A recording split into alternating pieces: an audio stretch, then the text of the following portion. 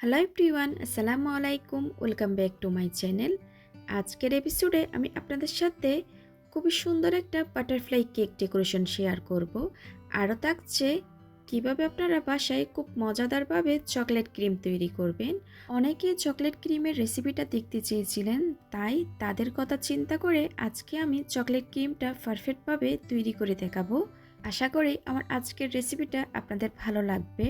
আর sponge কেকের রেসিপিটা কিন্তু অলরেডি আমার চ্যানেলে দেওয়া আছে, চাইলে ওইখান থেকে দেখে নিতে পারেন। এবার একটা মেজারমেন্ট স্কেলে আমি ক্রিম মেপে নিব।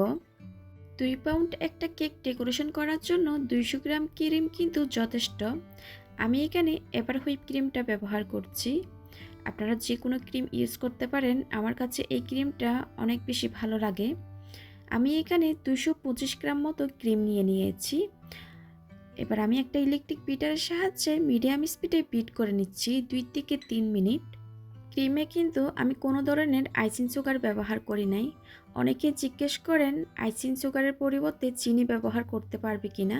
চিনি ব্যবহার করলে কিন্তু ক্রিম থেকে পানি ছাড়ে, অনেক সময় ক্রিমটা নরম হয়ে যায়। আমি কিন্তু সব সময় আইসিং সুগারটা ব্যবহার করি। মিডিয়াম স্পিডে 2 থেকে 3 মিনিট বিট করার পর এবার হাই স্পিডে আমি আরও 3-4 মিনিট বিট করে নিব। দেখতেই পাচ্ছেন ক্রিমটা কিন্তু অনেকটা ঘন হয়ে এসেছে। এবার এখান থেকে কিছুটা ক্রিম আমি সরিয়ে রাখবো, উপরের ডেকোরেশন করার জন্য আমি সরিয়ে রেখেছি। এবার ভিতরের লেয়ারটা আমি চকলেট ক্রিম দিব, তার জন্য আমি এখানে চকলেট গানাশ নিয়ে নিচ্ছি। এখানে আমি 50 গ্রাম চকলেটের সাথে 50 গ্রাম হুইপিং ক্রিম দিয়ে মেল্ট করে নিয়েছি। এবার এখান থেকে কিছুটা আমি চকলেট গানাশ দিয়ে আমি আবারও বিট করে নিচ্ছি। আপনারা চাইলে 2বার ক্রিম বিট করে নিতে পারেন। আমি একবার বিট করে অল্প ক্রিম সরিয়ে রেখে বাকিটা ক্রিমে আমি চকলেট ক্রিম তৈরি করে নিচ্ছি। আমি ভেতরের লেয়ারে চকলেট ক্রিম দিব, তার জন্য চকলেট ক্রিমটা আমি অল্প পরিমাণ করে নিচ্ছি। 10 থেকে 15 সেকেন্ড বিট করার পর এবার একটা স্প্যাচুলার সাহায্যে আমি চারিপাশে ক্রিমটা মাঝখানে এনে দিয়ে আবারও 1 মিনিট মতো বিট করে নিচ্ছি। 1 মিনিট মতো বিট করার পর এবার বিটারটা অফ করে আমি সরিয়ে নিচ্ছি। এরই মধ্যে আমার চকলেট ক্রিমটা কিন্তু তৈরি হয়ে গেছে। কীরকম হয়েছে আমি একটু স্প্যাচুলার সাহায্যে আপনাদেরকে দেখিয়ে দিচ্ছি। কতটা স্টিফ হয়েছে দেখে কিন্তু বুঝতে পারছেন। এবার কেক ডেকোরেশন করে নিব এই চকলেট ক্রিম দিয়ে। আগে থেকে 2 পাউন্ড একটা চকলেট কেক আমি বেক করে রেখেছি।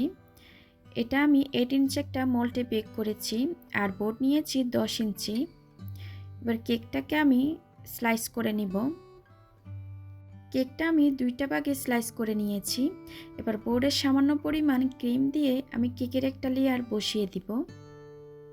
আর আপনারা যদি এই কেকের রেসিপিটা দেখতে চান, আমার চ্যানেলে কিন্তু দেওয়া আছে, চাইলে দেখে নিতে পারেন।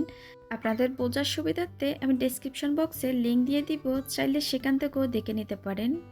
এবার আমি সুগার সিরাপ দিয়ে দিলাম। সুগার সিরাপ আমি এখানে হাফ কাপ দুধের সাথে 3 টেবিল চামচ চিনি মিশিয়ে সুগার সিরাপটা তৈরি করে নিয়েছি। কেকে আমি কিছুটা ক্রিম দিয়ে একটা প্যালেট নাইফের সাহায্যে ক্রিমটা আমি চারিপাশে ছড়িয়ে দিচ্ছি। ক্রিমটা আপনারা কম বেশি করে নিতে পারেন, এটা ডিপেন্ড করবে আপনাদের টেস্ট অনুযায়ী। চারিপাশে ক্রিমটা খুব ভালো মতো করে ছড়িয়ে দেওয়ার পর প্যালেট নাইফের সাহায্যে সমান করে দিয়েছি। এবার কিছুটা আমি চকলেট গানাশ দিয়ে দিচ্ছি।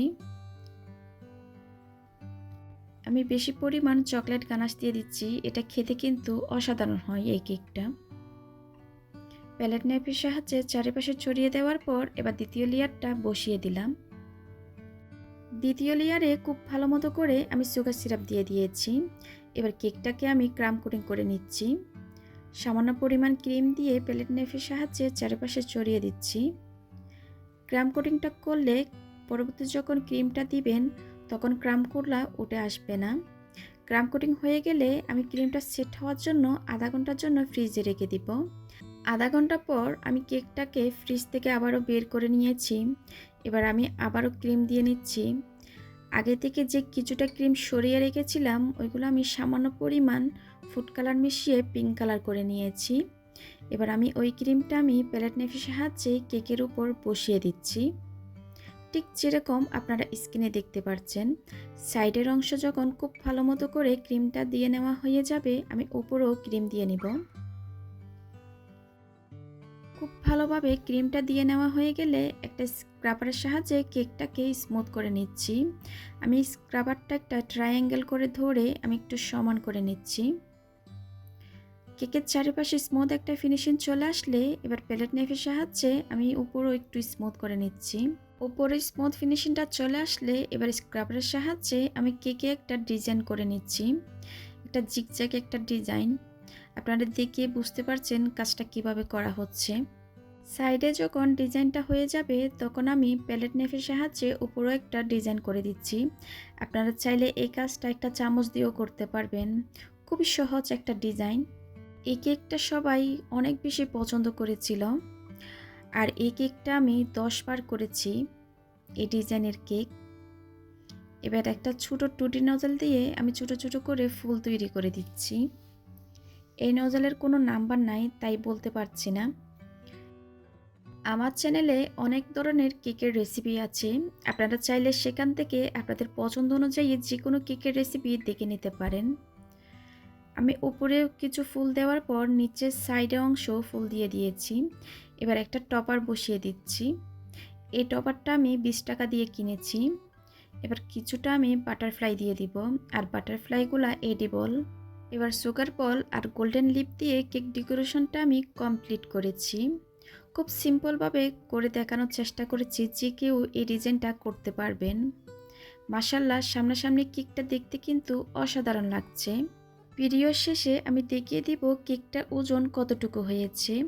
এরকম সুন্দর সুন্দর রেসিপি পেতে যারা এখনও আমার চ্যানেলটা সাবস্ক্রাইব করেন নাই, প্লিজ সাবস্ক্রাইব করে দিবেন। চলুন তাহলে কেকটা কতটুকু হয়েছে দেখে নেওয়া যাক। এখানে আমি একটা মেজারমেন্ট স্কেল নিয়ে নিয়েছি, এবার মাইনাস করে দিচ্ছি। কেকটা 980 গ্রাম মতো হয়েছে। 1 গ্রাম 2 গ্রামে কিছু হয় না। কেকটা 2 পাউন্ড চেয়ে একটু বেশি আছে। আমি আগে থেকে বোর্ডের ওজনটা মাইনাস করে দিয়েছি। আশা করি আমার আজকের রেসিপিটা আপনাদের ভালো লেগেছে। আজকের মতো বিদায় নিচ্ছি। সবাই খুব ভালো থাকবেন। আল্লাহ হাফেজ।